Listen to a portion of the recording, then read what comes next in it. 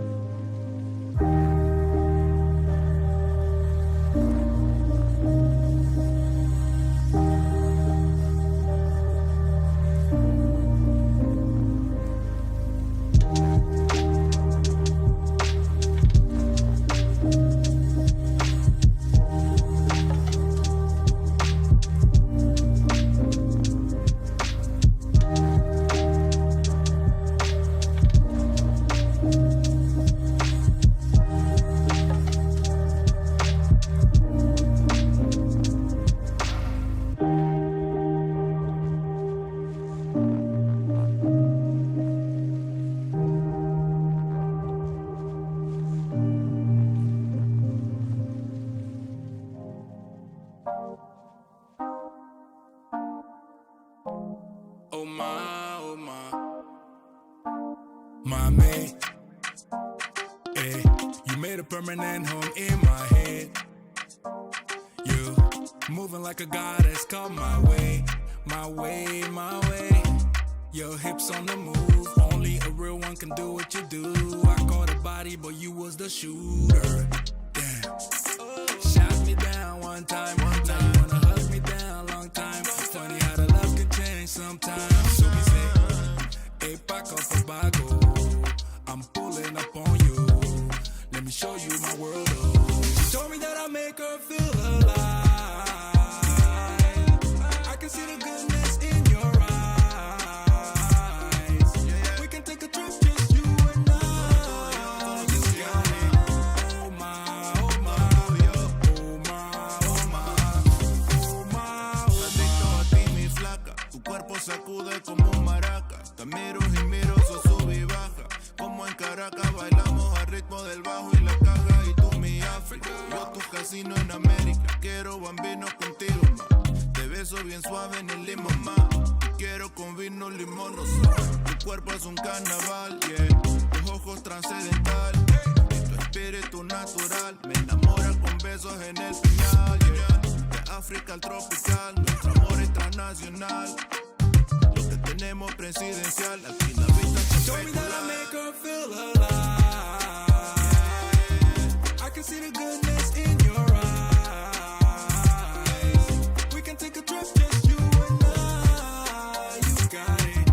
Oh my, oh my, oh my, oh my, oh my, oh my, oh my. Can't wait to show you off. Come out, I'm pulling up. Come out, I'm pulling up, yeah. oh ma, lo que tengo contigo, ma. Esto está fijo, ma. She told me that I make her feel alive. I can see the goodness in your eyes. We can take a trip, just you and I. You got me, oh my, oh my, oh my, oh my. She told me that I make her feel alive. I can see the goodness in your eyes. We can take a trip, just you and I. You got it.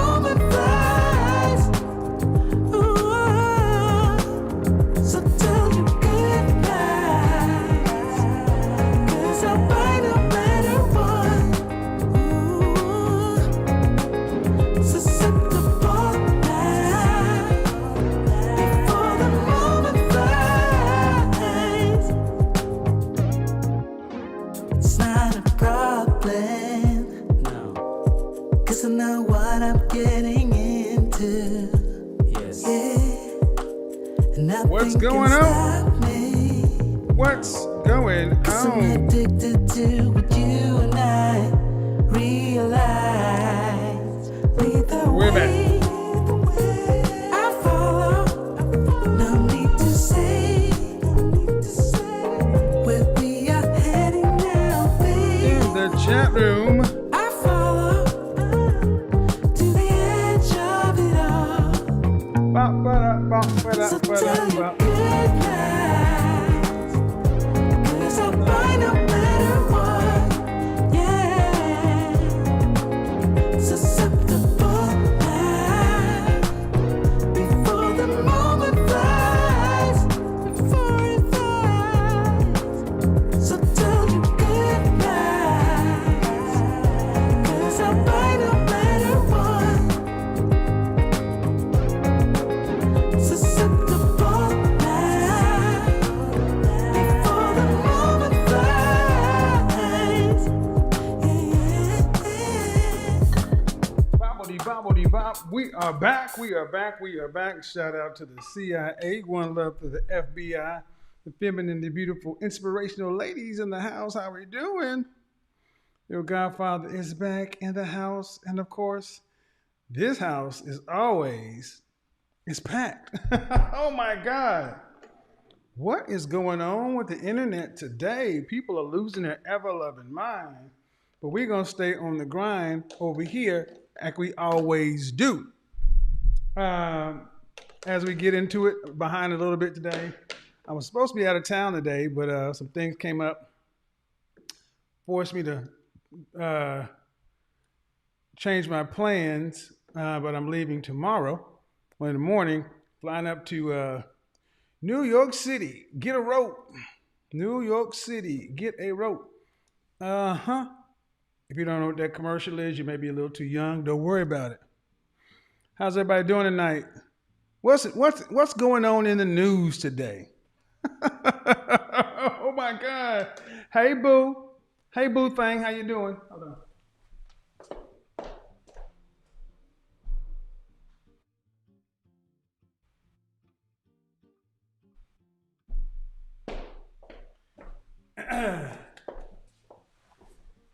Told you guys, it's sugar daddy season. Shout out to my next baby mama. How you doing, boo thing? Don't get mad, Shirley. Shirley, don't get mad. I have been getting tracked down by Shirley. Greens, potatoes, tomatoes, lamb, rams, hogs, dogs, chicken, turkeys, rabbits, you name it! Shirley and them is a little bit peeved with your godfather. Don't know why. Can't we all just get along? I mean, damn. Can't we all just get along? I mean, 1 minute, they can't make up their minds. They can't make up their minds. Either, what do they want from me? Either I'm gay. Oh, Jesus Christ. Or I'm a trick. Which one is it? I don't understand. What's the problem? Oh, Jesus Christ. You can't be both, can you? Can you? Oh, that's what they got a term for it. It's called down low. Kobe? Kobe, my man? Oh my God. Oh, anyway. Trick troll like you've been Rick rolled, bitches. I'm sorry. Candle of the evening. Tom Ford, fucking fabulous. In honor of Mr. Ford himself. His latest book dropped today. And unfortunately, I don't have it here.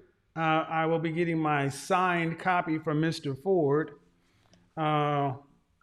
Post haste. Sadly, we actually had an event to go to in Beverly Hills. You could pick either Beverly Hills or New York City. And Tom Ford was going to be there. It was a big deal to get to come to this event. You actually had to be invited, and they only invited like 1 or 2 people from places where he has a boutique. Then, if you're invited, you must confirm. And not only do you confirm, you must tell them what you're wearing. And if what you're wearing is inappropriate, you can't come because you can be the only person wearing that particular Tom Ford ensemble. So yeah, that was dope. But unfortunately, life happened, and I've already mentioned it. He had a death in the family. So, God bless him and his people. That's not easy to deal with. So, I'm not going to be all selfish, but it would have been cool. It would have been cool. So the candle of the evening in honor of Tom Ford dropping TFO2 is fucking fabulous. And the fragrance of the evening, to stay right in line with Incense November, one from Louis Vuitton. My French is terrible. My French is bad, but my nose is great. Fire of the Night. Fire of the Night. Uh-oh, got some. Hey. Anybody else want to be a baby mama out there? Come on, baby mamas. Baby mama, sugar baby, pick your fun. You want to get paid up front, you want to get paid monthly. Which one you want? Baby mama, sugar baby, which one? Sugar baby is a short-term contract, higher initial payout. Baby mama is a long-term fixed contract, lower monthly payout, but over a longer period of time. Think of it as like a viatical or an annuity. I'm going to hell. I am going to hell, and you are all joining me.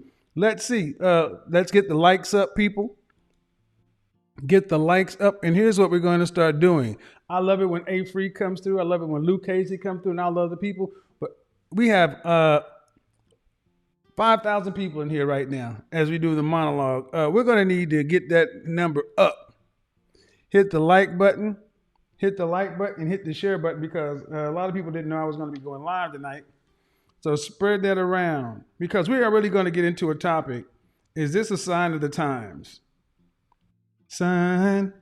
The artist formerly known as Prince had a banging joint back in the day called Sign of the Times. Sign of the Times. Sign of the Times. And basically the premise is, are what we seeing a sign of what's to come? Is what we seeing a sign of what's to come, and are things going to get better or worse? Sign of the times. And it made me think about many things, but in particular, it made me think of modern women and their sign language.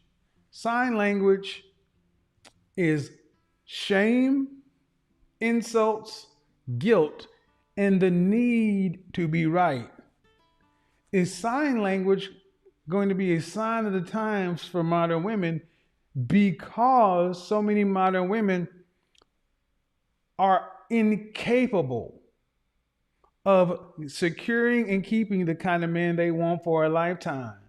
And while you and I both know that for most modern women, accountability is like kryptonite, instead of taking this 100% accountability and ownership, many of them often say they do, they resort to sign language, blaming it on everybody else. First, shame, insults, guilt, the need to be right. And as it continues to progress, as men of value across the country start to explore their options between different ethnicities, when Brad, Lee, Ahmed, Keith, and Enrique start getting their male swirl on, and like it or not, I am hearing from my brothers across the country.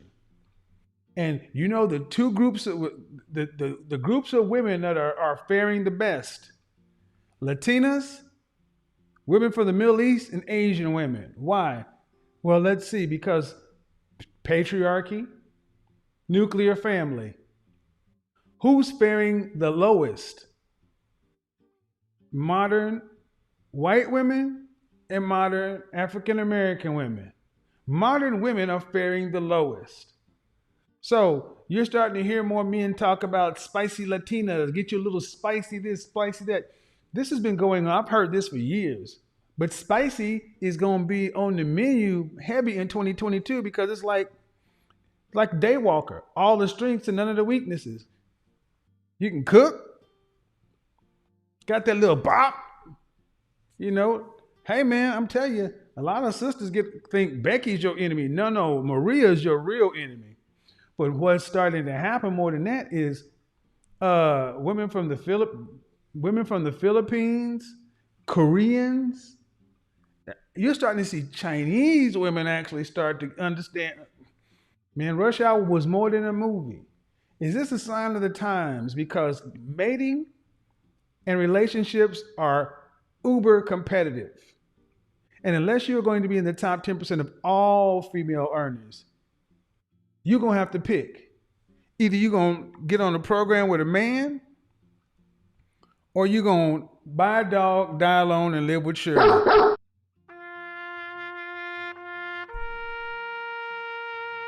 You don't have, those are your options, ladies. The government can't fix it. There is no stimulus bill that's going to come through that's going to allow you at $40,000 a year to live your best life and work until you die. It ain't going to happen. We talked about the numbers. And when the reality starts to hit, what ends up happening?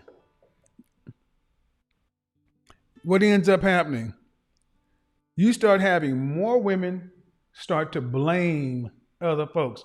Well, I didn't learn it growing up. I didn't get it from my mama. My shoes too tight. The Republicans should have been in. I mean, it's always something. It's, first off, shame. Why?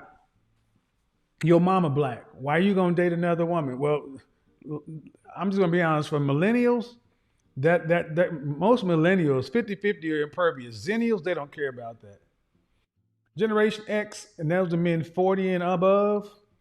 A lot of millennial men, a lot of Generation X men are really starting to explore their options. So you're starting to get a lot of shame being thrown at men, especially, like I said, I saw there's this clip floating around with the woman from House Party, used to play opposite of Tisha Campbell, sitting on this woman's panel talking about, I'm a queen and I don't deal with peasants. And I'm like, man, you are like 60 years old, ma'am. You're 55, 60 years old, talking like you're a little spicy thing back in the late 80s, early 90s. House Party was going when I was in college, and you still talking like you that girl. Newsflash, mama, you're not that girl. House Party and Baby Boy were a long time ago. And why am I saying this? Because so many modern women refuse to grow up and talk like they're their age or they're their value. You hear the average modern woman talking like she's still 21 and childless. Wrong. So on Instagram the other day, I asked this question. I'm going to look over in the like button. If we don't have the likes up, I'm not even going to give a warning. We're just going straight to intermission. On Instagram, I asked this question the other day.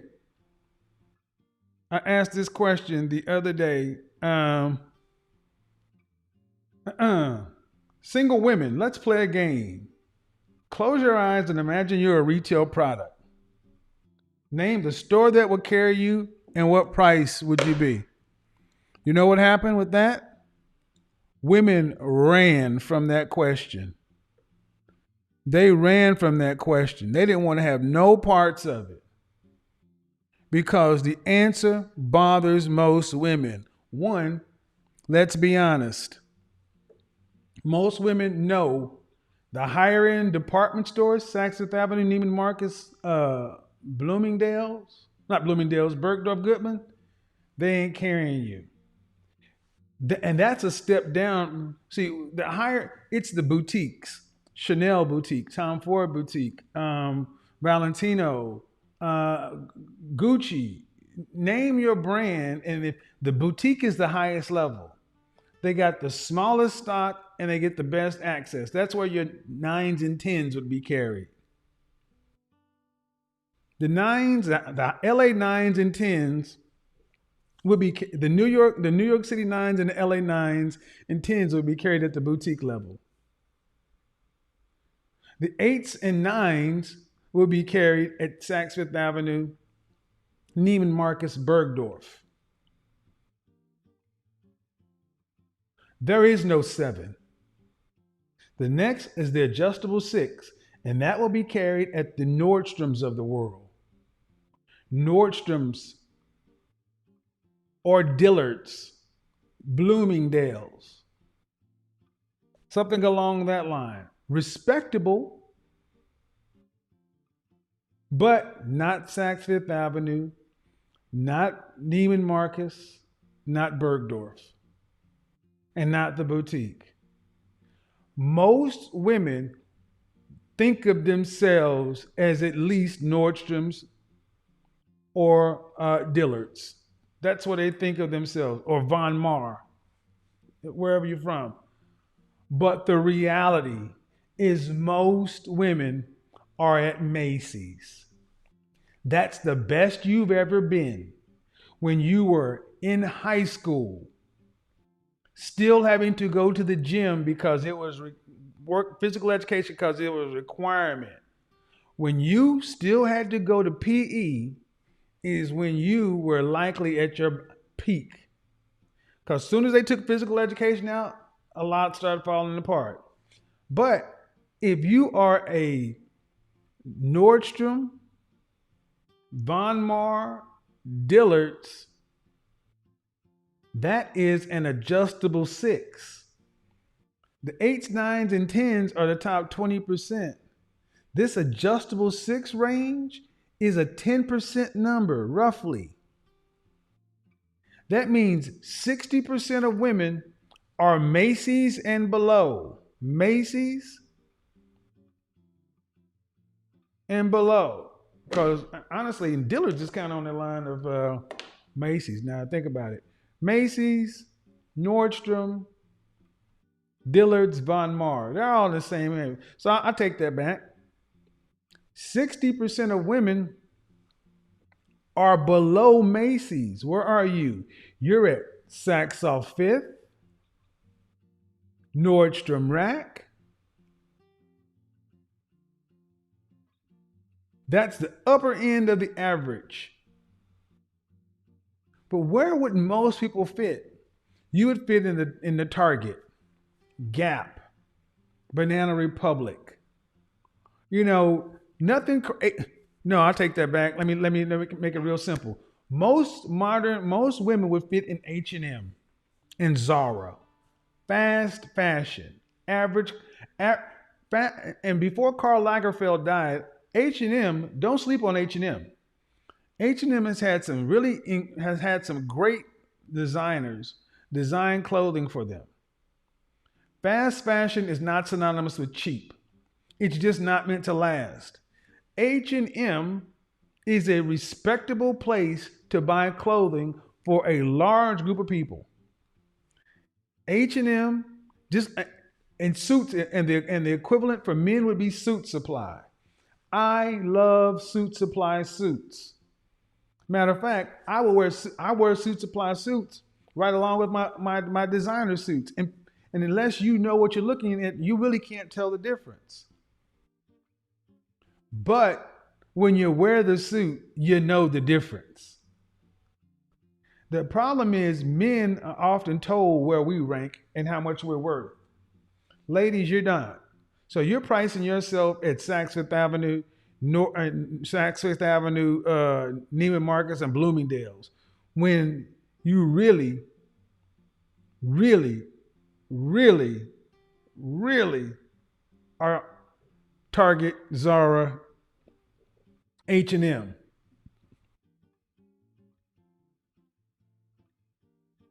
Why is this a problem? Because when women start understanding where they rank, a lot of women don't like it. A lot of women don't like it, and then what ends up happening? They get upset, and instead of looking and taking an accountability and ask themselves, height, weight, dress size, that kind of stuff, what do? They start with the sign language.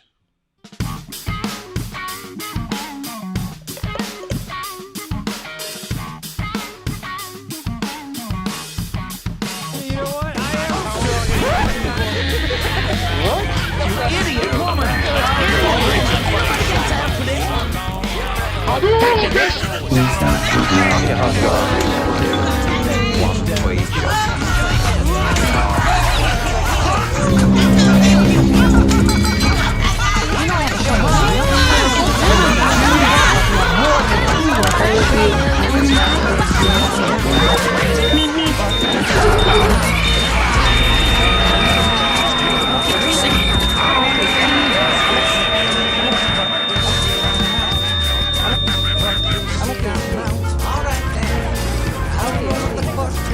Get the lights up and we do this all over again.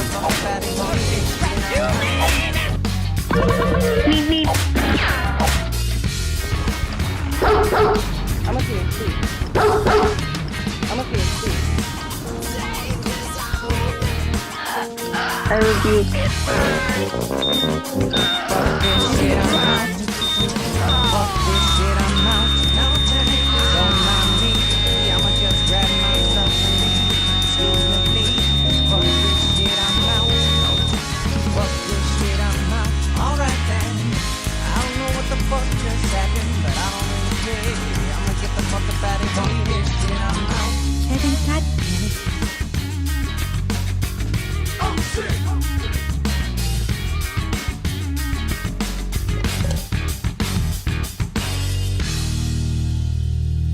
Where do you rank, ladies? That's the bottom line. Where do you rank? What story carries you? And when we started, and I asked this question on Instagram, why are modern women so offended these days? Why are you so offended? What questions can a man ask women that's not off limits? You can't ask a woman her height, weight, dress size. You can't ask her what she brings to the table. You can't ask her anything that men really need to want to know that's going to help them determine their value. But women feel free to be able to ask a man anything. And if you ask them, women, is that your hair? This all started when I posted that picture of that woman that's pregnant. I said, oh, congratulations. When did you get married? That's not supposed to be an insult. But the way modern women are working is men can't ask you any questions. We're supposed to just accept you at the price you say you are, at the value you say you are. And if men aren't buying you, then all men are trash. And all men are dogs. No, ladies. Is this the sign of the things? Is this the sign of the times? And the sign of the times is if men cannot get the information they need, they're not going to make a purchase. The purchase is a marriage. That means you. And shame, insults, and guilt. I'm going to move SING over here because shame, insult, and guilt are short-term responses. Your mama black. You got little dick energy. Your mama black. You got little dick energy. You can't handle a strong, independent woman. All that stuff. That's a short-term. That's a one-liner. Guilt. Your mama black. You got little dick energy. And what else? Any of them. Put them all, sign, insults, guilt. Shame, insults, guilt, all in one category.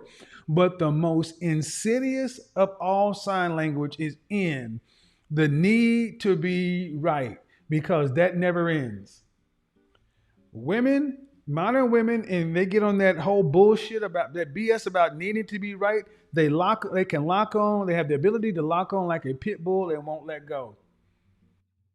I want you to watch when you look at content across YouTube. You can look at some content creators and they're just in it for distance and irritation. I look at some women on YouTube. I'm like, you're not doing anything other than being an antagonist, an irritant.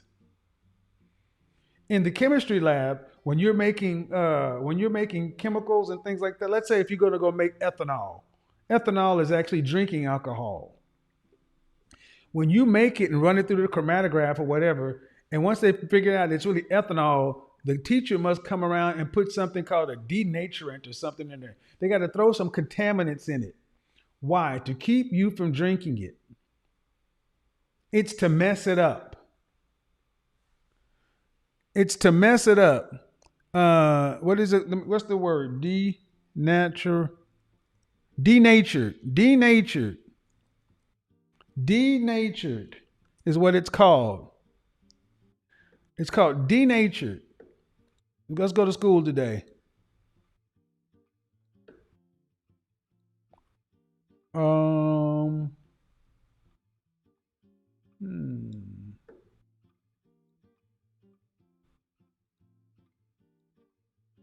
Denature. To make unfit for drinking by the addition of toxic or foul tasting substance. Denatured.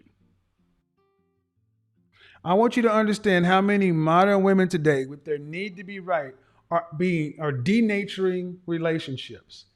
And it's a perfect word. Denature, opposite to nature. You can just sit there and watch conversations being had, and here comes the denaturing agent. All they're in it for is distance and irritation. They're not trying to move the conversation forward. They're just trying to fuck it up because they're losing. They're losing. To destroy the characteristic properties. Yeah. What do you mean by denatured? To deprive. What do you mean by denature? To deprive something of its natural character properties, or to render unfit for drinking by adding an unwholesome substance that does not alter the usefulness for other purposes. This is a perfect example. The need to be right denatures so many modern women. It doesn't render you useless for other purposes. That's why you can hook up, smash, be dealt with, babies out of wedlock, everything else. But it does make you unfit for the main thing you want, marriage. Read it. By chemical or physical means to alter the original state. Many modern women in their sign language, especially the need to be right, has you acting opposite to your nature and in making you effectively useless. Men don't want to be around combative, argumentative, chaotic women.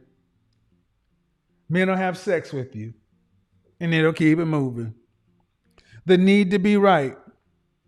The need to be right. And my question is, ladies, why do modern women need to be right above all else? What makes you think you are so great and darn wonderful that just because you got I'm a PhD. a dadgum degree in chemistry, degree in communications or psychology or marketing, all of a sudden you're one of the foremost minds that ever existed and you're infallible based upon your truth and how you feel? Well, how's that working out for you, ladies? How is the modern condition of female sign language getting you the outcome you want? I know when you're on Instagram in your little girls circle drinking your wine and y'all all in your little 4 panels, y'all feel so strong and empowered. Y'all talking all that shit. You know what? I am a strong, independent woman. That's what you hear. That's what you hear. I told you. What did I tell you? Didn't I tell you? Because I told you. Hear my womanly And roar. when did I tell you? A long time ago. And what did I say what happened when I told you? Exactly what just happened. I want you to tell you what it looks like. You go on Instagram or even on YouTube, and what you see is a bunch of middle-aged, over the hill women sitting around congratulating themselves in their inability to get along with anybody. You know what it reminds me of? You know what it really reminds me of? There's this show. Hold on. There's this old school show, and I'm going to show you what it really reminds me of. I want you guys to, now forever, when you go on the StreamYards or Instagram, this is what you're going to think of when you see these women up there and they're drinking wine, sitting around talking about they don't deal with peasants on it. That's what they look like to me. The Hollywood Squares. The Hollywood Squares was a show back in the 70s where they would get people, actresses from movies in Hollywood. Rarely would they get anybody who's a leading man or somebody who's hot. It would usually be people who were co-stars, bit players. They had profile, but it ain't like they were getting, Sean Connery or, Elizabeth Taylor. They weren't getting, A-list celebrities on Hollywood Squares. This is what I see when I see daytime talk shows with all these women sitting around talking. Nobody won't narrow one of those women sitting up there, but they speak for all women. They influence all women, and women walk away listening to those Hollywood Square type women and taking this stuff back out into the world. Well, why is daytime TV run by women? Because they have to keep the fantasy going, and they all are right. They all got to be right. And when they do invite a man on there, they invite some beta male on there, and he ain't gonna stand up. See, I wish they would invite me on one of these shows. Yeah, give me the edit button. Yeah, let's do it. Invite me. I dare you. You like Dave Chappelle said, you don't summon me. We can come to conditions, and our only thing is no cutting to edit and all that over talking. I'll dissect you one by one on your own show. Because the influence that so many women today who have a profile like these women I'm talking about, they don't understand the impact they have on the modern average woman.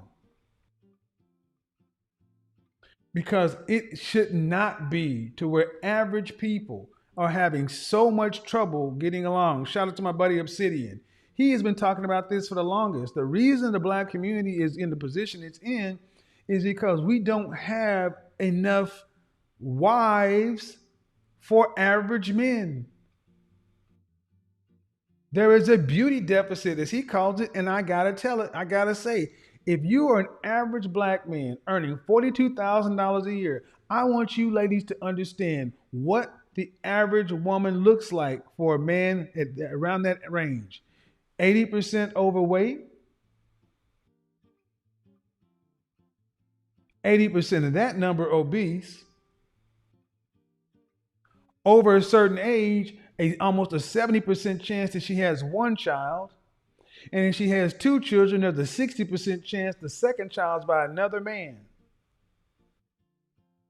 So we're telling the men who are the core of any group, middle class men, the firefighters, the construction workers, the third shift at the plant, the men who have built this country and make it run, my hat's off to my average brothers. You have never heard me diss my blue collar brothers, because white collar men understand that we wouldn't be shit without the men who work this infrastructure. And all these men are asking for is peace, a little bit of peace in the 16 hours they have to themselves. And they can't even get 8 out of 10 of them can't even ask for. 8 out of the 10 women in that category are physically unfit. But yet walking around like you should be at Saks Fifth Avenue or Neiman Marcus when you are every bit of Target, Ross, TJ Maxx, Marshalls. This shouldn't be an insult. You should know where you rank, because men know what stores they can go shop in. Men know what restaurants they can go to. Men know what I can afford and what I can't afford, and men get real damn comfortable. I remember when I was in college and I was broke like the average college student. I didn't come from money, and it was hard. You understood how to make $40 stretch. What did you do? You didn't buy name brand nothing. You learned how to get that 10-pound bag of quarter fryers. You learned how to make shit work. Men are great in learning how to make stuff work, but women, understand something. You're overvaluing yourselves, and then when you look at the average guy, or you look at somebody and they can't tell you nothing. Why do you need to be right? Because being right does not get you the outcome you want. Men will stop even arguing with a lot of you ladies. They're just letting you talk. They're letting you talk, and that's why you're seeing more. Like I said, this is what you're seeing more and more every day. This is what you're seeing more and more every day. TikTok is full of this. Instagram is full of this. Facebook is full of this. YouTube is not so full of it because it's a male-dominated platform. So my question, ladies, is let's get to the bottom line. Why do you need to be right? Why do modern women need to be right so much? What makes you so right? What gives you the ability to say what a high value man, how a man should act? How about this, gentlemen? Where's my guys at? Where's my Blue Henrys? Where my Blue Henrys at? Blue Dogs. Where my Blue Henrys at? How many times have we heard this? How many times have my Blue Dogs heard this? A real man would act like a real man would do blank. A real man blank. A real man blank. How many times do modern women take their need to be right and start telling men what real men should do? 80% of y'all didn't have your daddy in that household, just like me. How the fuck you know what a real man is anyway? Your baby daddy ain't a real man. What you mean what a real man should do? If you had a real man, you wouldn't be as upset as you are. Do you make any room for the fact that you don't know what a real man is if he walked up to you and smacked you in the butt?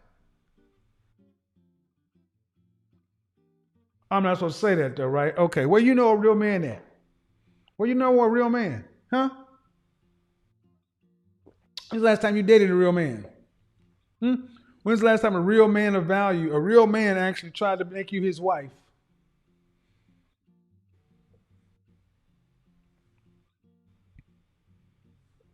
That's right. Real man, real man. I got something for the fellas too. Don't think I haven't been seeing what's been going on lately. Daddy issues run deep on both sides. I got something for y'all too. We're on the ladies right now. Ladies, if the words come out of your mouth, a real man, you need to just stop.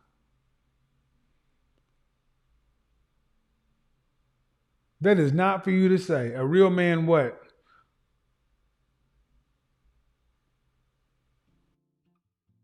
Because in order to say that, men are looking at you and like, what are you basing this off of?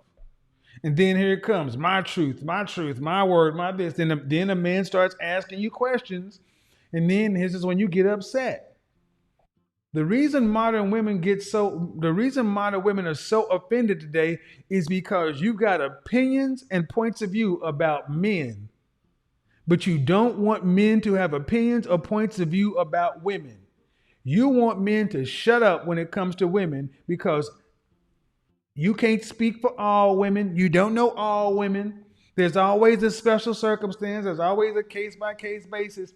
So in other words, everybody else in the world can be spoken of in general, but women can't. How about this? I got news for you, huh? You know, there's a school of thought that we should hold children to a high standard. We tell children the right and wrong of things, how to do and how not to do, what's right, what's wrong, because we want them to know the difference between right and wrong so they can grow up and have the best potential chance to be socialized and have the best outcomes, right? Right? Jared, am I right? Do we not hold children to a high standard? There's a behavior standard. There's all kind of stuff. And if children get out of line, there are prescriptions and formulas and things and corrective measures. Why do we hold children to a higher standard than we hold modern women to? Doesn't seem to me that you can hold modern women to any standard. We're not supposed to say anything. Men are just supposed to accept you in your truth. I mean, we're to the fact that whether it was a joke or not, that whole thing about Hooters and plus size girls, and Hooters is shot through with blue collar men. And you're going to Hooters to take the little bit of joy? Our guys on the third shift, or a guy who works the second shift on the factory, you want to take the little bit of joy that man has. He's got Monday Night Football, some goddamn buffalo wings, and a pretty girl in some orange shorts. And you want to take that from him? French toast you. Leave my brother's Hooters alone. The men who make this country run deserve better. But that's the whole problem. You got no respect for these men. Because they can't tell you shit because they don't make enough money to make rules, right? Wrong. But if that's the way you want to deal with it, they've long ago left you alone. But the fact of the matter is, they've left you alone because you left them first. They're not paying you any attention and they're just fine. But then you turn to the very men you want, and the men you want, oh, these men, they have standards, they have rules, and they have options. And they're not dealing with you. I got beans, greens, potatoes, tomatoes, lamb, rams. Because they don't have to. Dogs, chicken, turkeys, rabbits, you name it. You can say all the stuff you will or you will not accept, and will whatever. If you're a man in the top 20 or top 10%, women are like buses. Another one be along and they never stop running. Modern women, this is a sign of things to come. Shame, insults, guilt, the need to be right does not work for you. The need to be right makes you unsufferable to the men that you really are the best fit with. And the men you want, the men you want, we've already covered that. We've already covered the men you want. It does not, you're for the men you want, they consider you to be an unwholesome substance that does not alter the usefulness for its purpose. The bottom line is, like it or not, ladies, well, you like my delivery or not? Are you useful for your original purpose? Now, scratch. Are you useful for your best purpose? What is a woman's best purpose? I don't personally believe, no data, no facts, no statistics to back it up, but I don't believe that a woman's best purpose is to be alone. Because you look in the Netherlands, one of the most egalitarian places on the planet. And when men and women are left alone, no social engineering, they sort themselves out nicely. Men find themselves in the science, engineering, technology, and math sectors. Women find themselves over in healthcare, nursing, things like that. And we do all right. When you leave people alone, we kind of sort ourselves out right. But here's what doesn't happen. When left alone, women, by their own choice, and you know your godfather is one of the original feminists. I'm the president of the feminist party. When women left to their own choices, women choose professions that are more office friendly, more office oriented, less chance of bodily injury and harm, less risk. They choose professions that by their very nature are not as well compensated as the other ones. Now, you let some of the rabid womanist feminists, they will tell the world that we need to start paying women who choose to be florists and communications majors and dog walkers and all this other kind of stuff. They will tell us that we need to pay those women the same rates that we pay a plumber. No, sorry. No, that doesn't work. See, you can't engineer society that way. You can choose your profession. When Blake, Lee, Ahmed, Keith, and Enrique all signed up at the university, and all these men went to university, if Keith went to law school, or if Keith went to medical school, and Blake went to law school, and Enrique decided to go to business school, and Ahmed decided to go to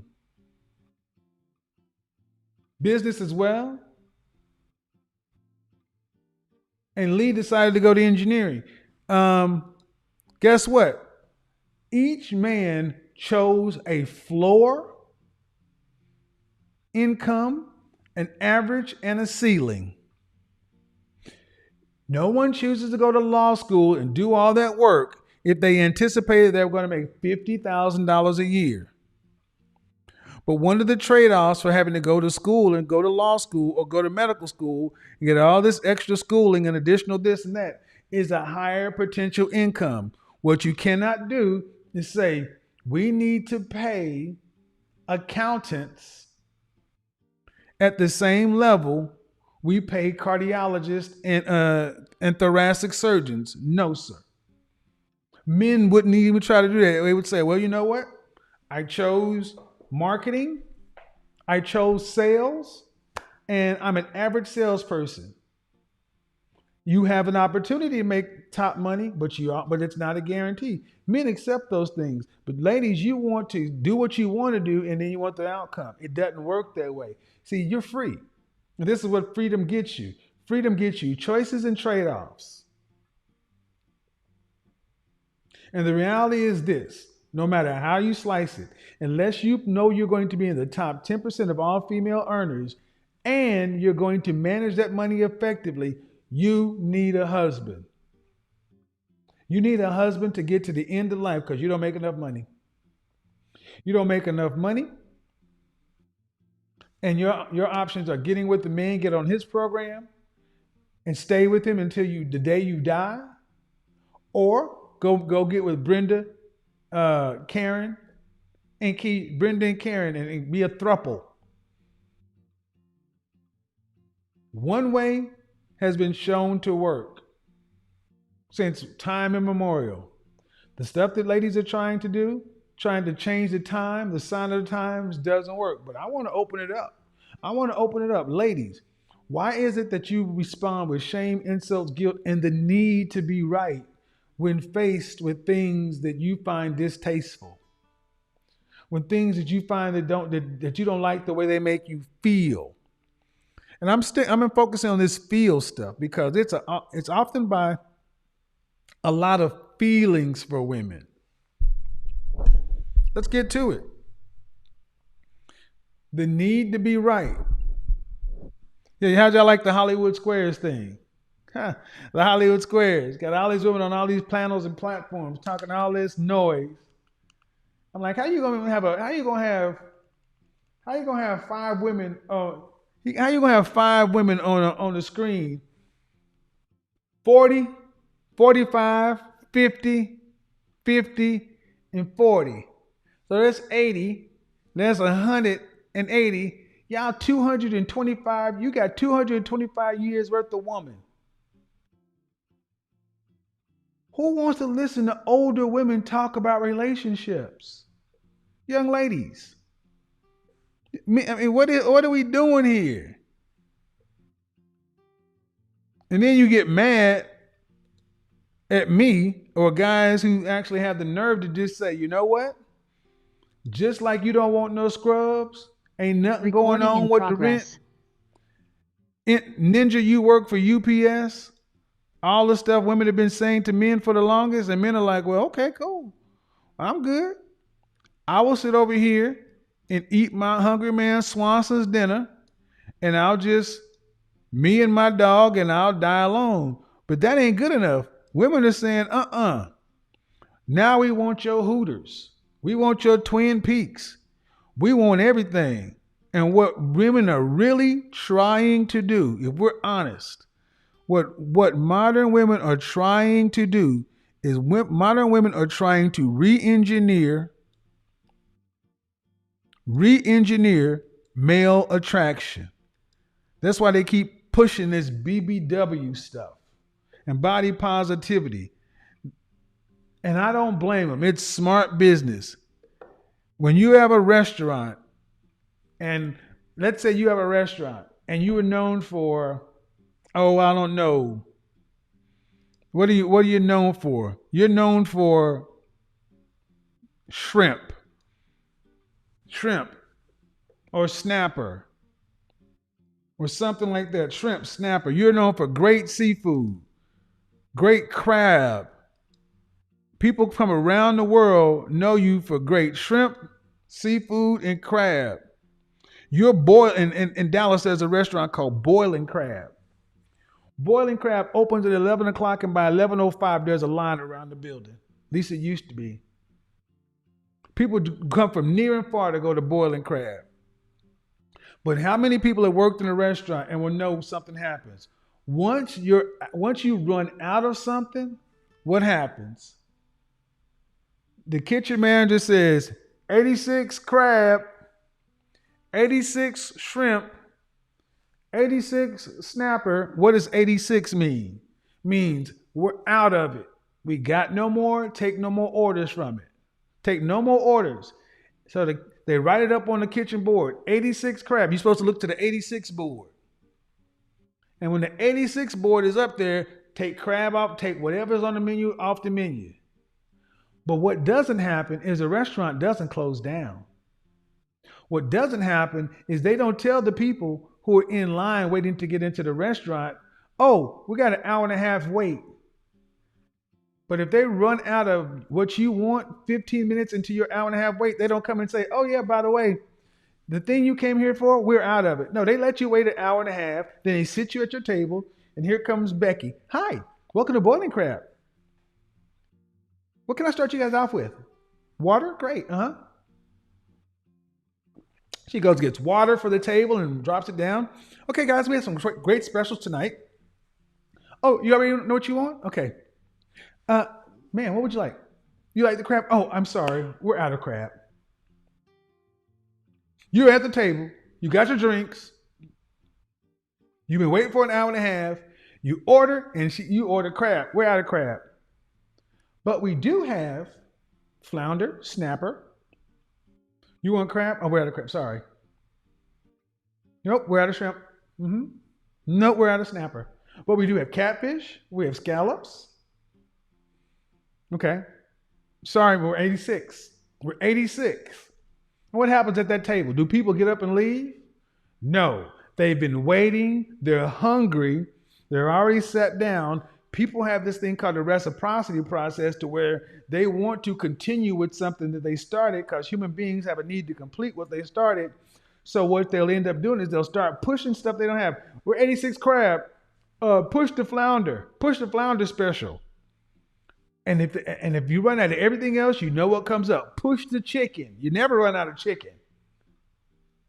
That's what they're trying to do with this body positivity movement. They're not giving the customer what they want. They came to the store to get a fit, feminine, friendly, cooperative, submissive, childless wife.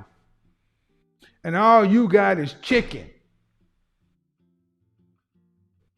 They don't want chicken, but you expect them to wait because they drove to the store and they're looking for a woman. You expect them to say, well, she does look kind of feminine. Vaginas are great. You know, chicken ain't what you wanted, but you will get to eat. Now, we don't do that to women now, do we? We don't tell women, hey, order the chicken. No. We tell the women, oh, you're right to want crab and snapper and shrimp. You deserve it, queen. Matter of fact, you should throw a temper tantrum if they don't have what you want and demand to see the manager so they can comp your meal, mean give it to you for free, and then offer you a gift certificate to come back and get your crab. That's how women approach the market. Men have had a history of not complaining. They'll take the chicken. But now men are saying, I don't want chicken. Now men are doing exactly what women are doing. I want to see the manager. I waited out here for 90 minutes. We drove up here 45 minutes in traffic, had to pay 3 tolls, had to park. No one told us you were out of crab. It says boiling crab. It doesn't say boiling chicken. The name of the restaurant is Boiling Crab. How you run out of crab? And men have sat back and learned, you know what? Men need to start saying exactly what they want too. And now you ladies are in a position that men have been in. What you gonna do? You got to get on camera to talk to me. You don't have to be on YouTube though. You don't have to be on YouTube, but you must be seen. Questions, comments, concerns. Yeah. And that's another thing. Sign language, ladies. What are men allowed to say? What critiques are men allowed to give of women reasonably? What reasonable critiques are men allowed? I've done the monologue, but I am serious. Because my goal is ultimately, let me tell you how I got here. I got here by styling men and styling women. And I noticed that once I was seeing my guys, they were getting their minds right, getting their bodies right, getting their image right. Men were doing the work. And I'm seeing men who put in years worth of work and effort come back from the market and say, man, there is nothing out there for me. I thought that I was locked out of the market because I wasn't the man. But now I am the man, and now I'm not finding any women. That's what I heard from the men. And I saw women who were just getting their image right, but they were doing none of the other work, complaining that they couldn't find men. And I said, well, why can't this man and this woman find each other? And I started realizing that these guys are doing more work to try to make themselves suitable on the mating and dating market. Women got a lot of expectations, and they're not doing the work. So that's how I got here. I started having this conversation. What are you ladies going to do? Because I'm a fan of, I'm going to tell you right now, gentlemen, if you live in a town, I'm a fan of using matchmaking, online dating, whatever you need to expand your pool to get you what you want. You bounced off, young lady. I don't know who you are, Sonia. You must get on camera. If you're not gonna get on camera, you won't be seen on YouTube. You can just sit in the Zoom room, and I'm gonna bounce you out after in a second anyway. Sonia. All right, put you back in the waiting room. And here's the thing. I think a lot of women, here's what I've heard a lot of women say. Here's what I've honestly heard a lot of women say. Well, I've been this way all my life. I don't remember. I'm too far gone to lose that amount of weight or whatever. And most women, when they're honest, will tell you somebody somewhere will like it. I think that is the average woman's, I think that's the majority of women's default position. That somebody will take it. I hear what you're saying, but somebody somewhere will get desperate enough, or they'll want to have relations bad enough, and they'll just take me. That's crazy. But I know for a fact, I've heard too many women say that. Yep. I'm going to ask you one more time. So, hold on. Oh, okay. Now we got them coming in. All right. Well, you go. Bye-bye. So, if my way is incorrect, if I don't know what I'm talking about, if you got a better outcome, because I don't have to be right. Trust me. If me being wrong leads to a better outcome for men, I'll gladly be wrong. If me being wrong leads to a better outcome for what the men say they want, I'll gladly be wrong. Gladly.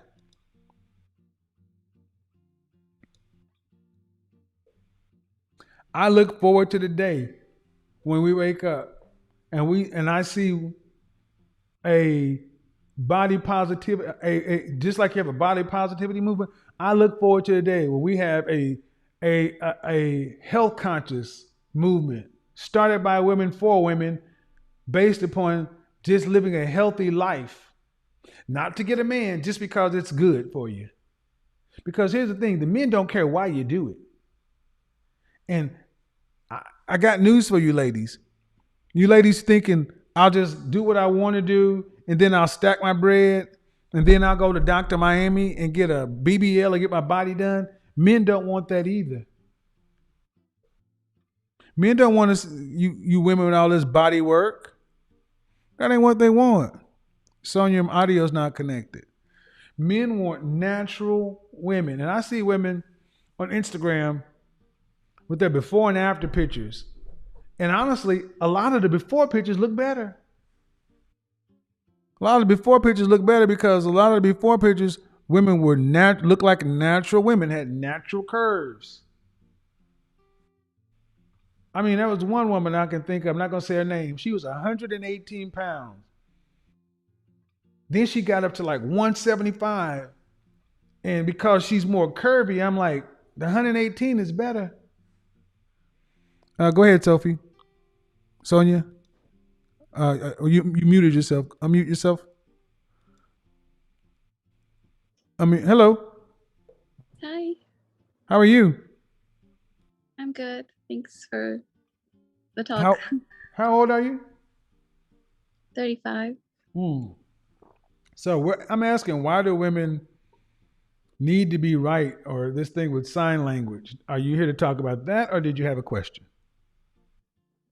No, I was just saying that personally, I don't feel that I need to be right. You know, if you're wrong, if I'm wrong, then I'm like, okay. Are you married? I'm not. You need children? I do. I do have children. How many? 2. Hold on. I saw somebody to put in it. Hold on. I just want to put this in the chat room. Hold on. If a woman prefaces her statements with "I feel like" or "I can't speak for all women," that's obfuscation and deflection. Thank you very much. We're gonna leave that sitting right there. You got 2 kids. Any reason did you marry their father? Were you married to their father? Sort of. Sort of. I never wanted to. He asked, and when we separated, it was like common law type of thing. What state do you live in? I'm sorry? What state Texas. do you live? Texas. Now, I don't think Texas recognizes common law. It does. I know, because I had to buy a home, and they're like, you might have to get divorced, and I'm like, okay, but I'm okay now. So you how many kids do you have in Texas? 2. 2? Okay. Yeah, it does recognize. Under Texas law, common law marriage, also known as informal marriage, is done without formalities, a legal way for couple. Okay, cool. I lived in Texas. I didn't know Texas is a common. Yeah, what am I thinking? Texas is a common law state, but you never wanted to get married. I'm always curious. No one could see you. Well, not. I'm sorry. Yeah. Go ahead. Didn't want to get married to him, but I'd like to get married. You didn't want to get married to him, the father of your children? Yeah. That's always, and when men hear that, we're always so curious. Because when men hear that, the natural comeback is then, why did you have his kids? At the time, I wasn't thinking. It was just, maybe once, and he wanted to have a child. I wanted to have a child. And at that time, it seemed right, or that's what I wanted. Must have been a baby fever. I don't know what you call it, but it happened. And, How old were you? How old were you? With your first child? I'm sorry? How old were you when you had your first child? 27. Okay, so you were. Okay, so I'm just going to play devil's advocate and speak for men. I was young. You weren't young. You were 27. Right. And no, but I wasn't. Baby fever. I mean, if you were a Texas citizen, and I know all the you grew up in the same public school that I did. Okay. So men don't understand this. So you say, well, you don't want to marry him, but you like to be married. You need to understand that if you want to marry a man, men don't understand why you ladies think that's okay. No. You know, he would ask every year, but I knew that, you know, I probably made a wrong mistake, you know, bad choice with him. So I knew I had to leave him, but I just stayed, you know, a little longer with him. Is this before the second child?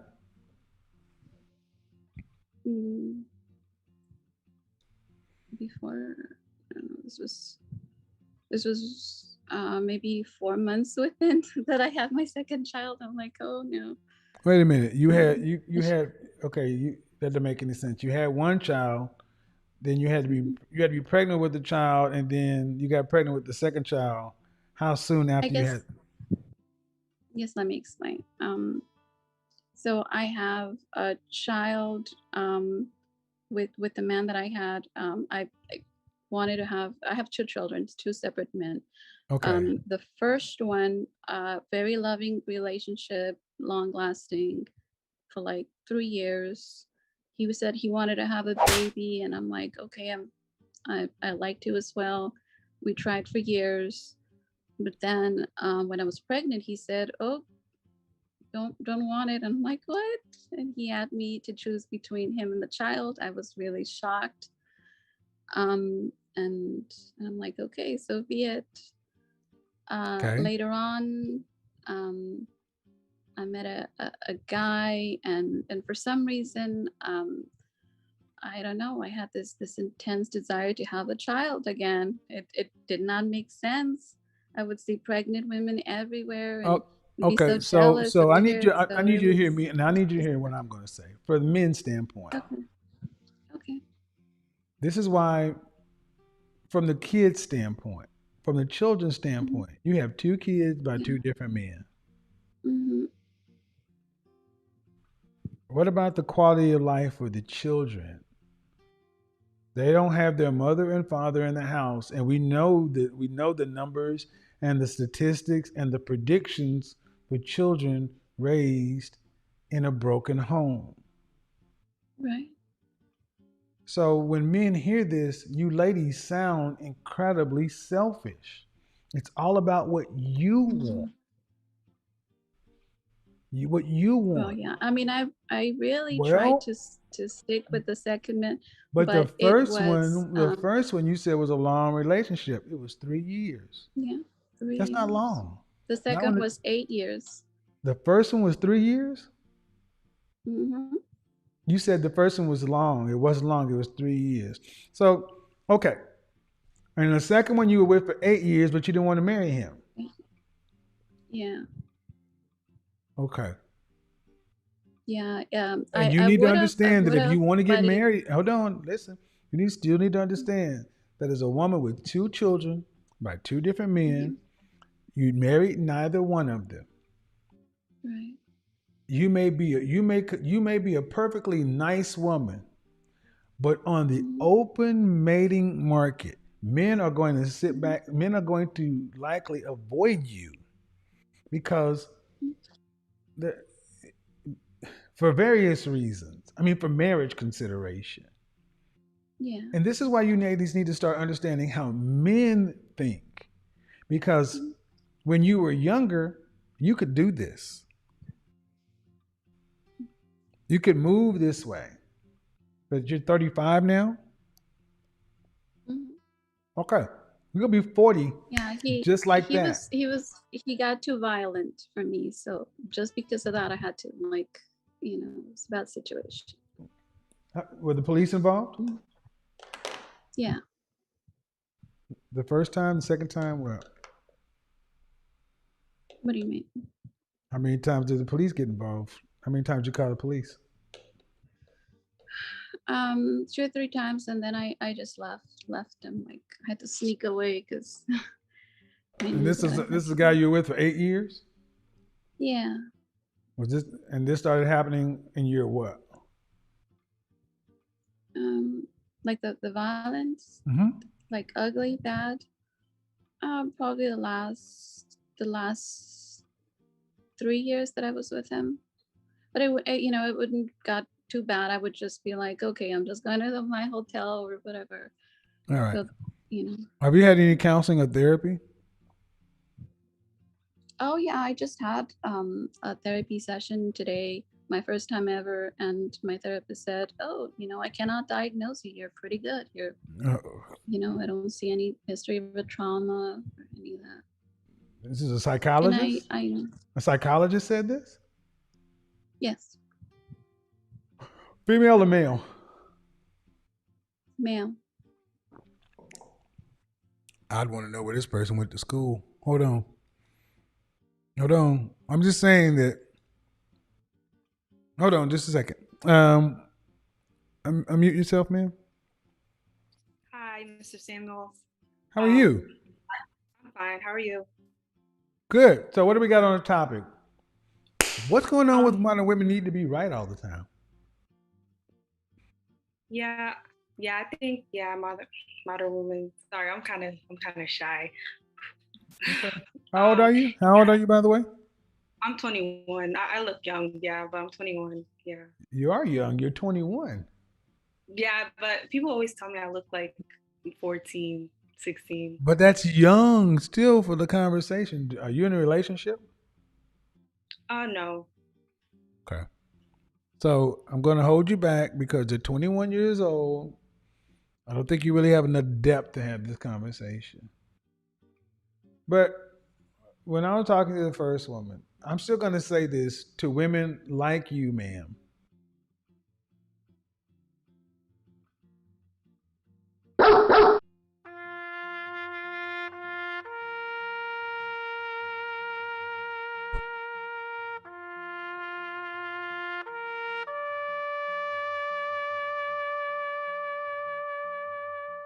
Two children by two different men is a large red flag. And inevitably, if you notice that no matter how I asked the question, it was never really, accountability was right where it's like, marry before you carry. Well, it's interesting that women have tell stories to where no matter how you come at it, their choice was the right choice. Marry before you carry. Well, it still would have ended this way. Okay. Unless you plan on staying by yourself, ladies, you're living in a world where men are going to ask these questions. And they're not going to care about, I was young and common law and the price of tea in China, because to men, what it sounds like is irresponsibility, chaos, a woman who can't, it just doesn't sound good to me.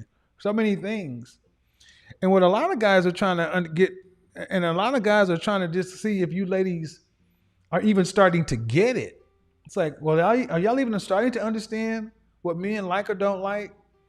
And based upon a lot of responses I tend to hear, ladies aren't even close to understanding what men want.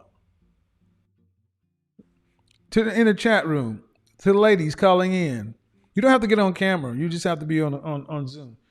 Do you ladies, if you say you want a man, do you gotta give men what they want?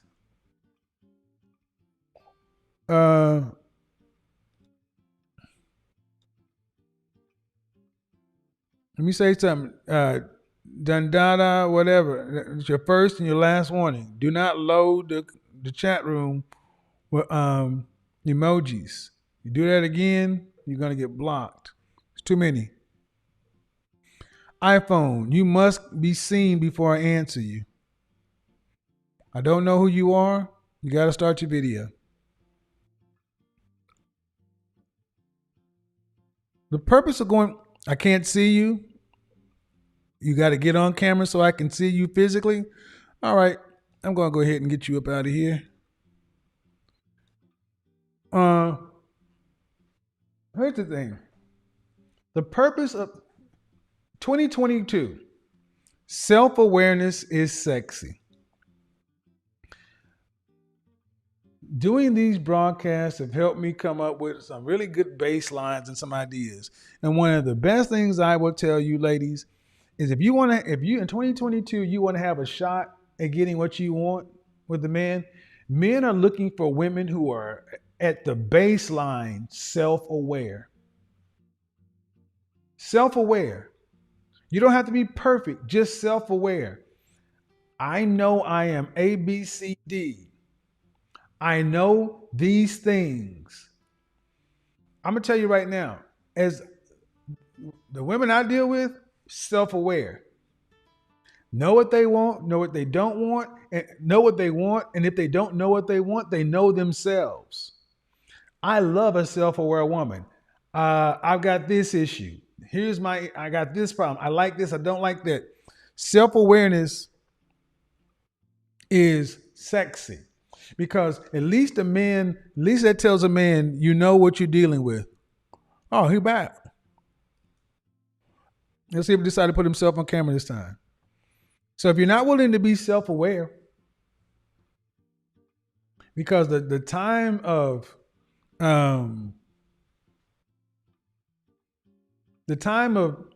men just accepting women and just saying, I'll marry you just in case, is gone. So here's what we're going to do. I'm going to see if the call line, I'm going to look to see if we passed the adding men mark. If we pass the adding men mark on the, let me see. Oh no, we're not even close. If we want to add the men mark, we got to do better than that on the super chat. Because I can see all the people who normally donate, but if we take away Wrench Turner and Luke Casely and those people, no. All right, so here we go. Men, if you want to join, here we go. Men, I'm going to remove the pin and say, guys, you can join the show. Why do women need to be right? Ladies, you don't have to be here when the guys are here. But here's how this is going to go. If you want to join the show, here you go. Here's the link. But I got a surprise for you. What is it like dealing with women who need to be right, gentlemen? Now you guys can hit the link. What is it like? You hear me? No, you hear me? I appreciate it, man, but I want these dudes to step up and do their part. Because see, now they're coming in. Now they're flowing in. See, when I say men can come in, it's funny. They join the link before. Ms Touche. Okay.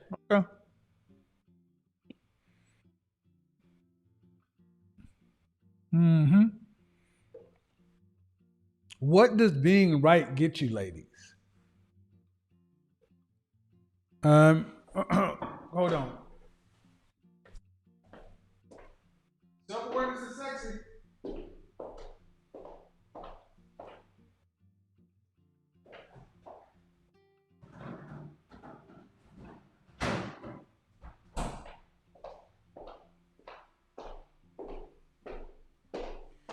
And I'm going to even be a little bit more transparent. This is where women over 30 should be dominating. If you are a woman who was fit, feminine, friendly, cooperative, submissive, that just means respectful cooperation, and self-aware, you should destroy women in their 20s. Because women in their 20s, they have youth on their side, but it's almost like, all right, I'm going to use an animal analogy. Everybody's like puppies and kittens, but they're a lot more maintenance than a pet that's been around for years. They're useful. An older woman who's not self-aware, Ms. Touche, your audio's not connected, so I can't bring you in. I cannot bring you in. Your audio's not connected. She's just sitting here looking at me. So, this is where you women should be dominating. So you're 30 years old, you're 5'4", a dress size 6. You are $40,000 in student loan debt. and you make $55,000 a year. You drive or you make $60,000 a year, even $70,000 a year. You drive a Porsche SUV or a little 3 Series BMW. You got a nice little apartment downtown. You're living the single life or whatever, but you're living. You got a decent credit rating, and you've got maybe, well, if you're $40,000 in student loan debt, you don't have $15,000 in your account. You got under $5,000 in your checking account. You got a month and a half of cushion, maybe. But every Saturday, every Thursday, Friday, Saturday night, you're at Story Eco, or you're at this place or that place. You're out with your girls, drinking wine, eating tapas, doing what you do.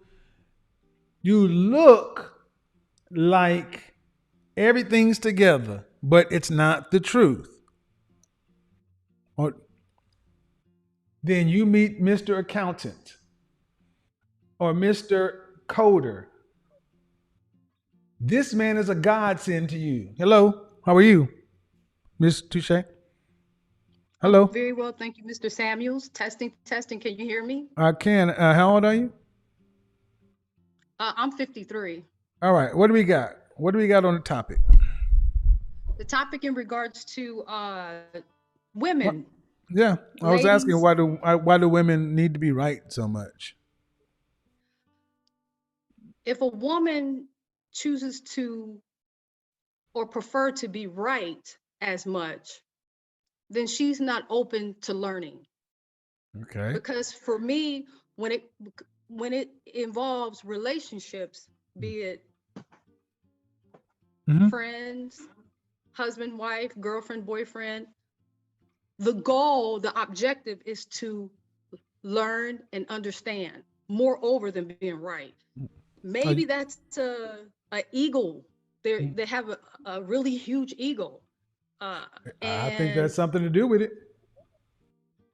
From my perspective, if I saw a young lady for the sake of winning, for the sake of right, and that's the only objective that she's aiming for, that type of young lady will miss a lot of opportunities. Are you married or are you single? I am completely single. I am not married. How long have you had this point of view?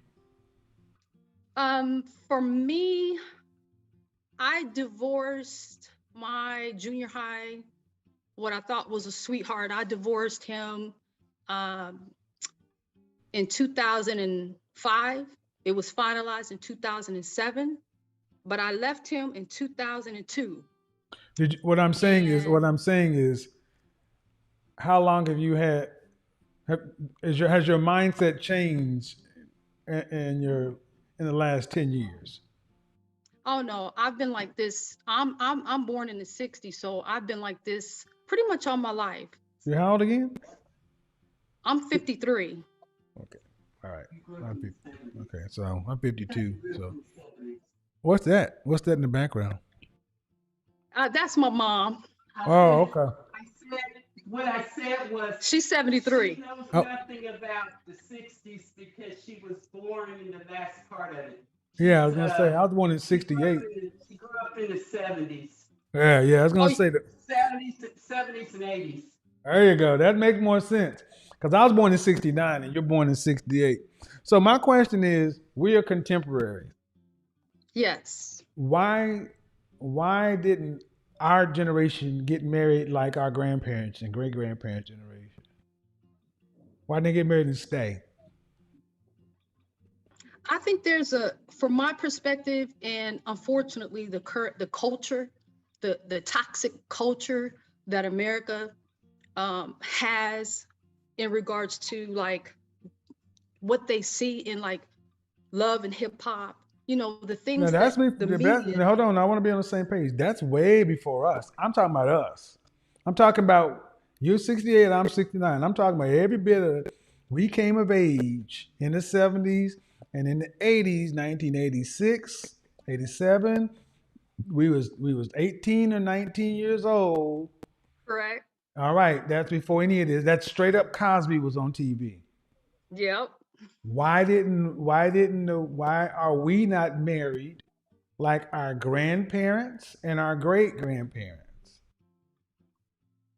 That's an excellent question. I think for our age group, I think that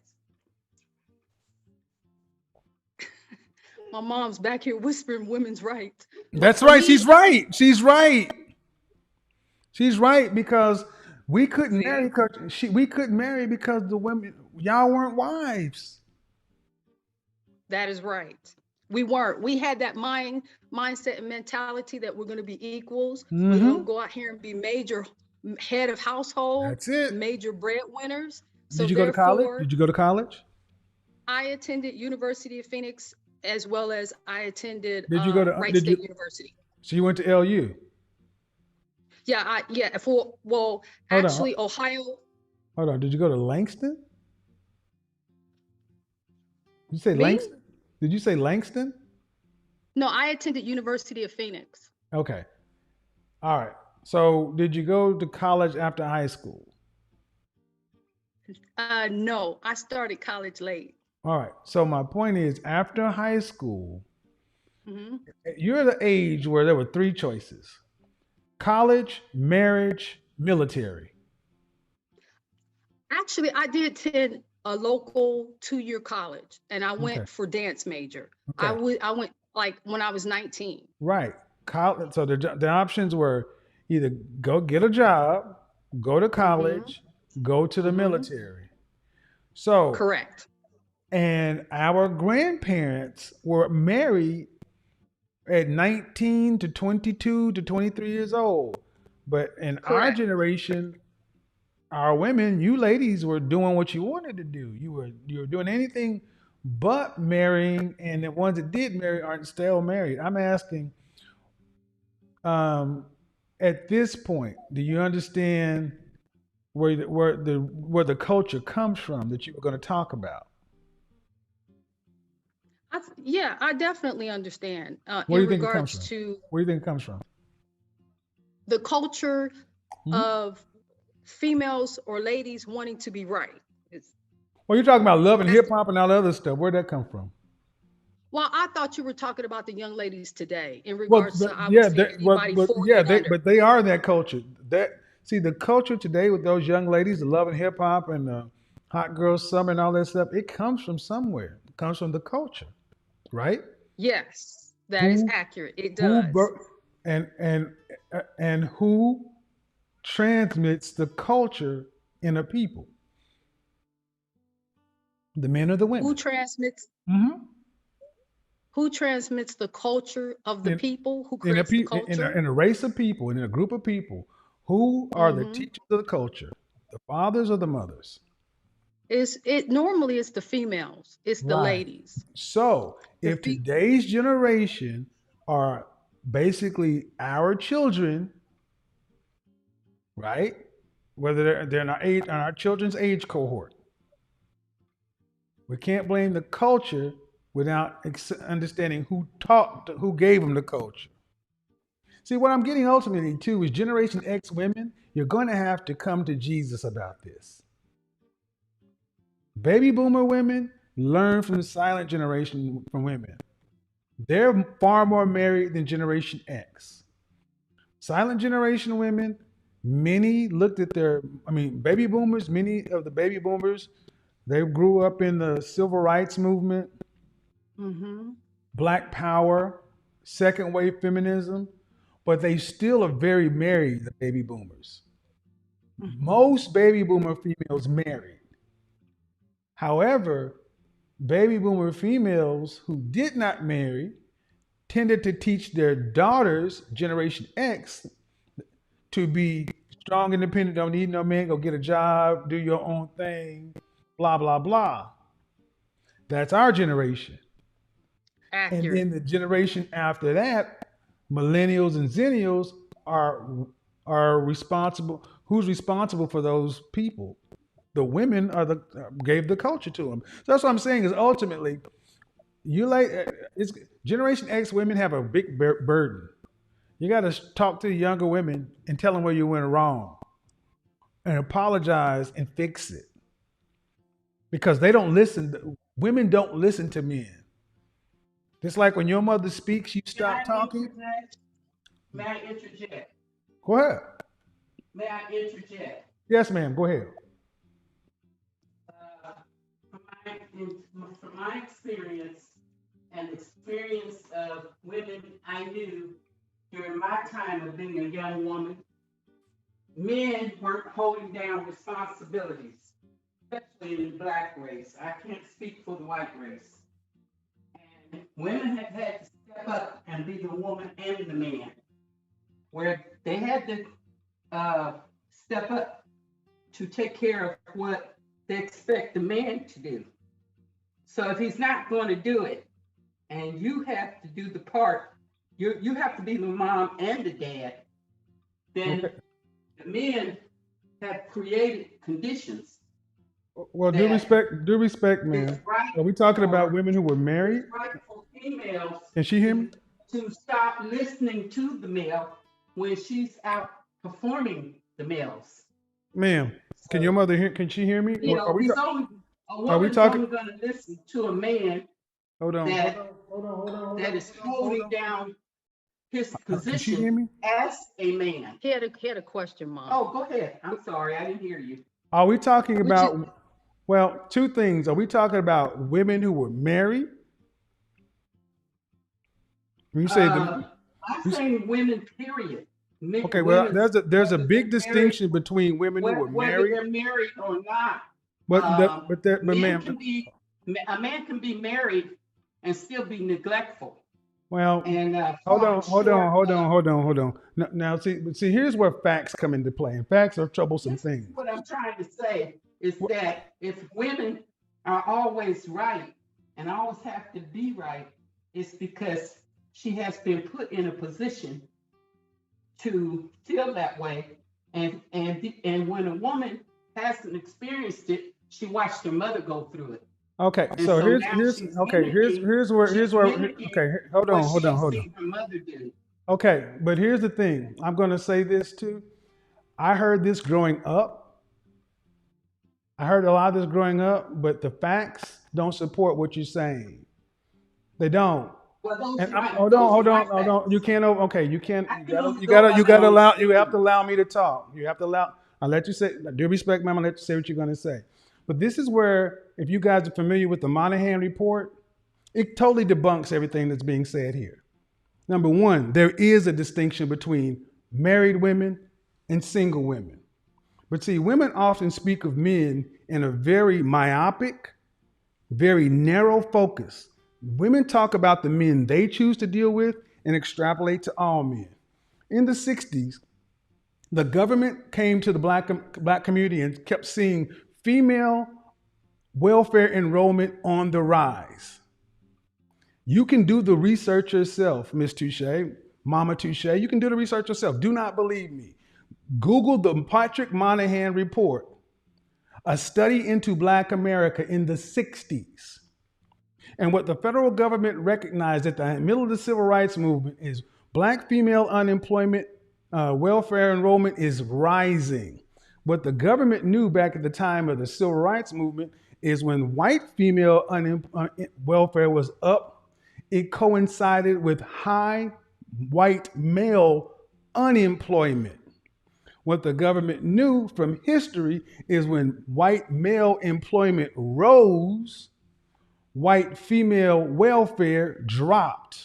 So they would see a similar rise in male employment and a similar decrease in female welfare enrollment. The government wanted less Black women on welfare. So what did they do?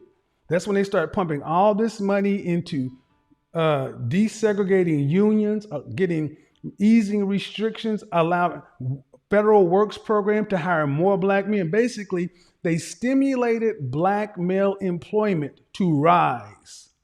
Black male employment was rising at a steady level, a marked increase in the 60s, year over year.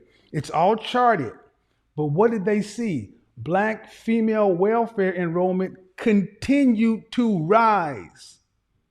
So you've got fully employed men, yet women still over here on welfare. So the Patrick Moynihan report had something called an inverse relationship called Moynihan scissors. They said, what's going on here? In the white community, when male employment rose, white female unemployment dropped. Why is the same thing not going on in the black community? And what they went to and looked in and said, well, we got a problem with the black culture. Because in the black culture, the family dynamic is structured differently. Because in the black family, we have a gynocracy, a matriarchy, woman on top, men at the bottom. So look it up in yourself. Moynihan scissors. The way to fix the black problem is to support black family nuclear structure. That was the suggestion. We need to take, instead of just giving welfare, we need to make sure that we give incentives to stay married. Nuclear family, father, mother in the household. But this is a free country. You can't make a woman stay in the house. And you can't make a woman decide to choose welfare or a husband, or welfare, or if she has a kid, a meager benefit over a child. See, a lot of this stuff kind of happened in this whole color purple. And don't believe me, go look it up yourself. This is what I call the color purpling of Black America, where we get little bits and pieces and we get elders telling this story as if Black men are all of a sudden having all these babies. That's bullshit. That's bullshit. You had few men making a lot of babies, and you had a lot of women laying down with a few men. I know this very well because I was born from a situation like that. You had women in the baby boomer generation looking at men who they could have married and choosing to fight over the guys that these women are talking about. And you wonder why younger women get this stuff so twisted, because we get matriarchs propagating the same stuff that does not line up with the facts. But you can't argue with a 73-year-old woman because that's Big Mama. I'll argue. You're wrong, ma'am. And the Black men are tired of carrying y'all's water.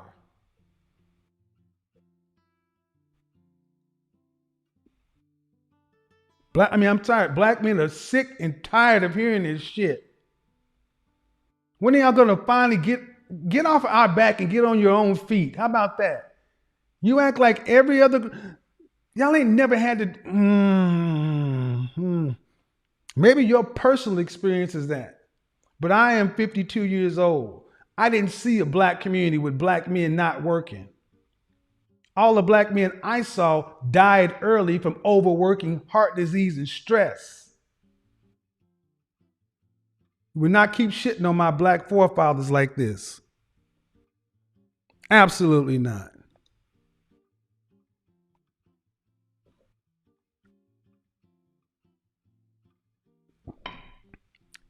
Thanksgiving and Christmas, do not allow your mama, your big mama, your nanny, your auntie to keep this bullshit going one more generation. Read the Moynihan report. Read Moynihan scissors. Get up to date with the facts. Argue your sister, your cousin, your nene, Big Shirley, all of them. Argue them into the ground until they leave you the fuck alone. This shit has to stop.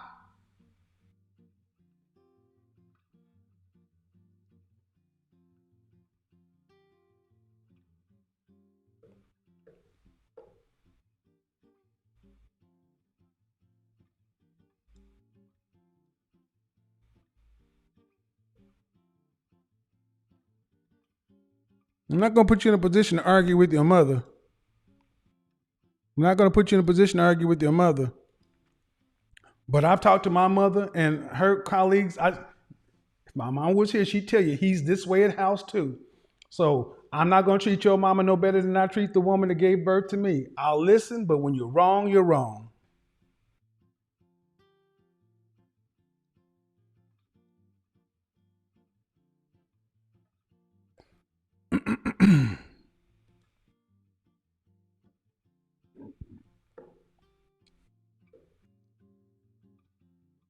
Hold on. Let's see where we're at here. It's 12:30.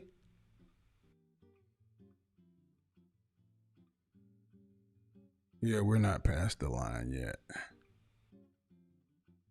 You know, I think that's going to be the show on Friday. I think the show on Friday is going to get to be, I think I'm going to have a men's show. Maybe not this Friday, but next week. I'm going to have a show with men over 40. And to call into this show, I'm sorry, I'm gonna need to do some background, but I want to hear Generation X men who are out here working, successful, getting it done, and I want you guys to tell your stories. I am so goddamn sick of us having to shoulder such an unfair narrative from our own women. It would be different if it was from other people, but this is shit from our own people, our own women, our own mothers. I'm fucking sick of it.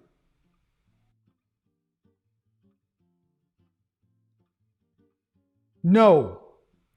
Women over 60 are by themselves because they are insufferable. You're seeing your mama and your mama's mama dying alone because they ran away from their man or couldn't be with the man. It's not because men didn't choose to be with them. The men back then were a different caliber. These women made it to where men had to leave or be gone for survival's sake. And the men that they did not choose to reproduce with, the beta male providers they had orbiting around to cut the yard and do this and do that. Man, y'all don't want me to start telling these truths. I'll likely get shot up in here. And it ain't for me to tell, but I want to start hearing from men who are Generation X men so you guys can start telling the other side of this story. We didn't have a color purple for men. We didn't have a waiting to exhale for men. The best we had is in the late 80s, early 90s was Sister Shahrazad Ali. God bless her. For the Black Man's Guide to Understanding the Black Woman. That was the little bit of sunlight Black men had ever seen up to that point in my lifetime. Never seen any light. We were told we were bad. We were told our fathers were bad. We were told Black men ain't shit. We were told Black men ain't shit by the world and by Black women. Everywhere you went, you heard Black men weren't about nothing on the music, on the radio, in the movie. Everywhere you go, you a Black boy growing up, somebody telling you, you ain't gonna be shit like the men who came before you.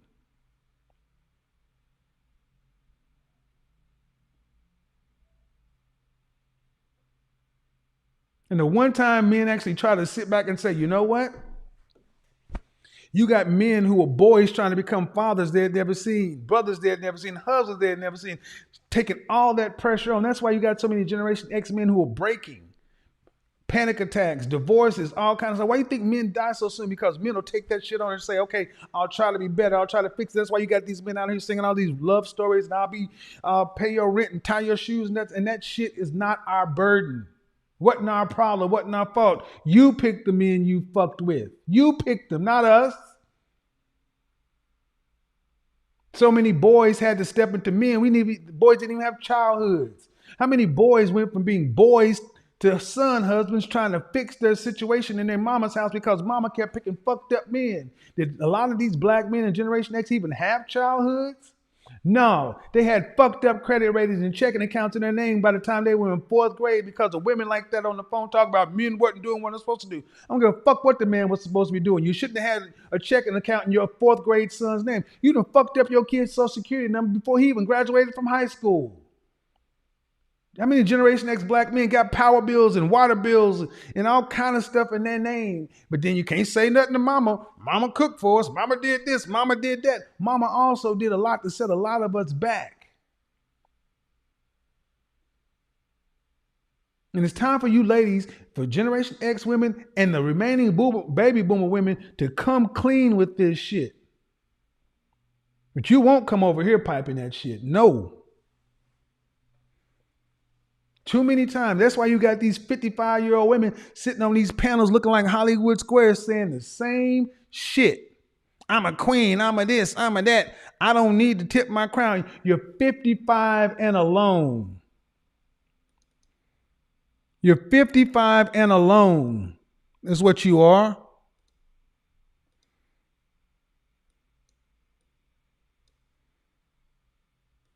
Queens.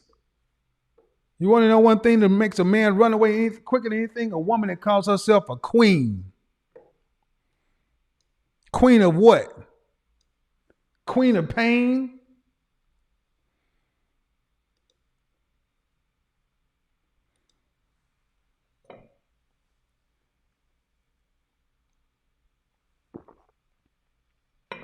And the sad part is these women, when that shit, and here's this problem. I'm going there now. God damn it. You picked the right one today. And the sad part is now that the Generation X men are immune to this stuff now. The Generation X men know the truth, can see for themselves, understand they're no longer moved by shame, insults, guilt, the need to be right. They've shuffled off all that stuff and they've come into their own and they're deciding to live the rest of their life, not forgiving their fathers, holding their mothers responsible, forgiving them all and moving on down in life. The men aren't affected. You know what they're doing? They've turned this poison onto their daughters. That's why you got so many women in their late 30s to early 40s having to look one eye always on their mama because their mother is alone. And you got these Generation X women, late millennials, all having to sit over here and say, I can't have a life because I can't bring nobody around my toxic mama.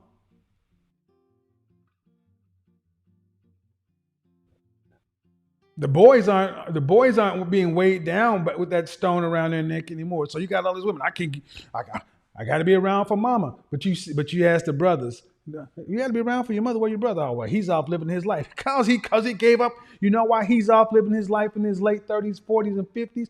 Because he gave up his childhood. He gave up his childhood, and neither one of y'all should have to give up shit. That's her job.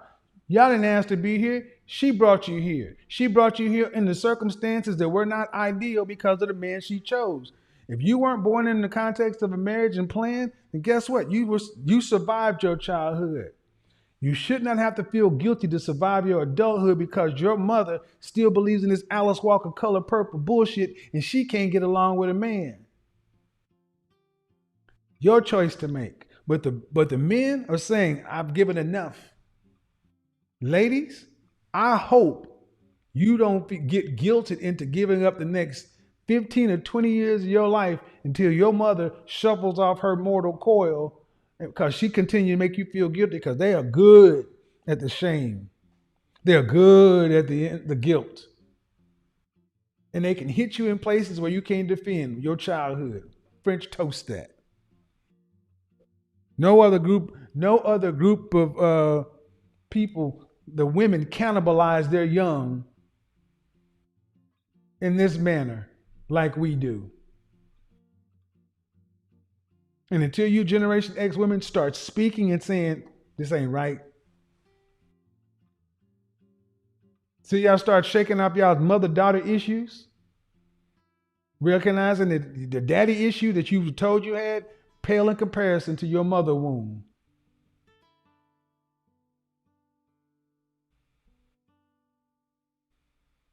Men, keep doing what you need to do.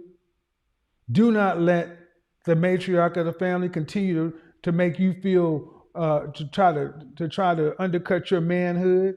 You didn't do it. You didn't do it. Your daddy ain't mister. It ain't our fault that Terry McMillan married a gay guy.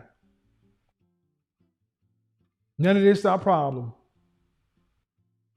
Enough. Atlas has shrugged.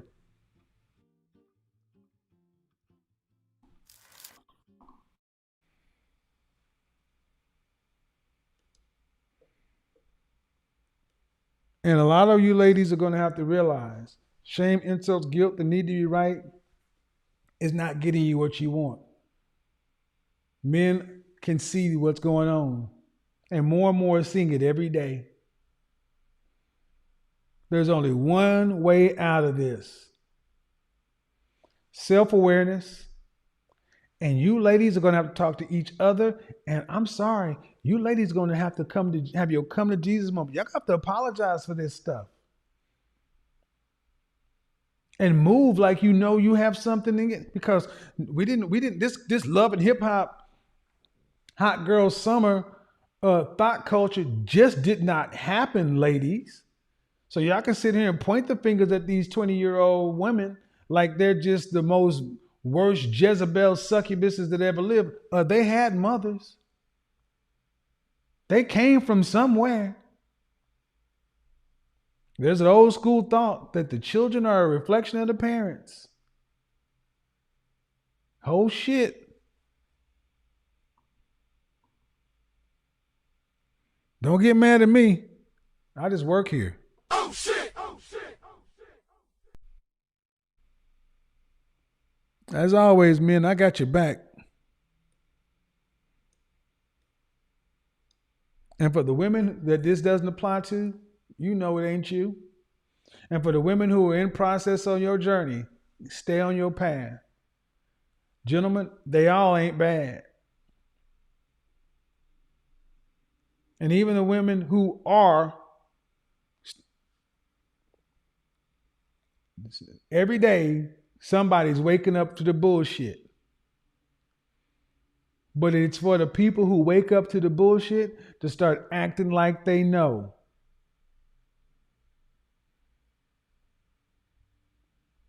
I get tired of hearing, well, the men, grandfather had a 4th grade education. They dealt with real racism, real problems. Anyway, I'm gonna get up out of here. I got shit to do in the morning. Godfather, New York City tomorrow.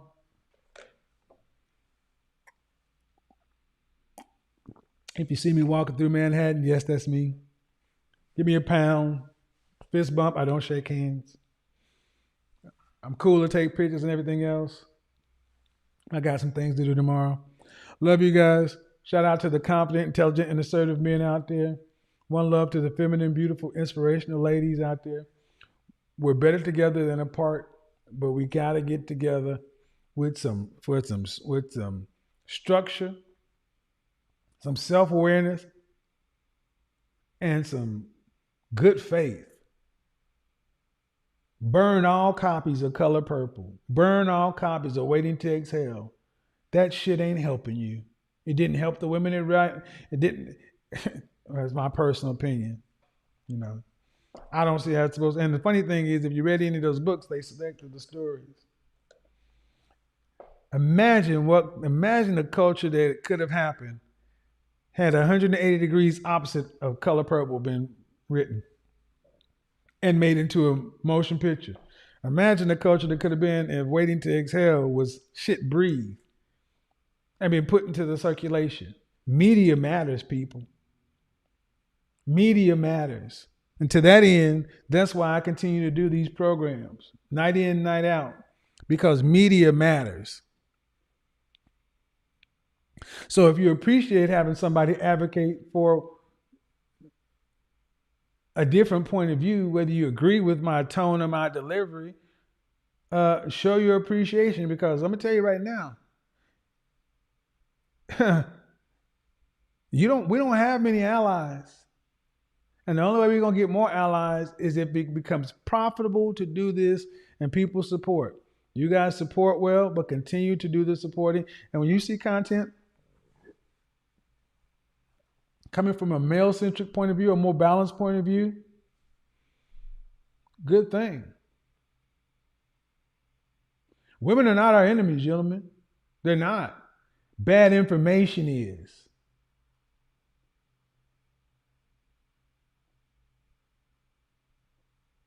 Bad information is.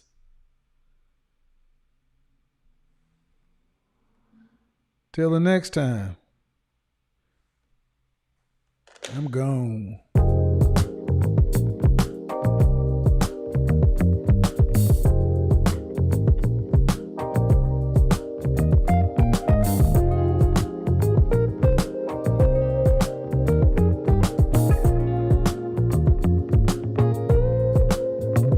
In this moment, yes,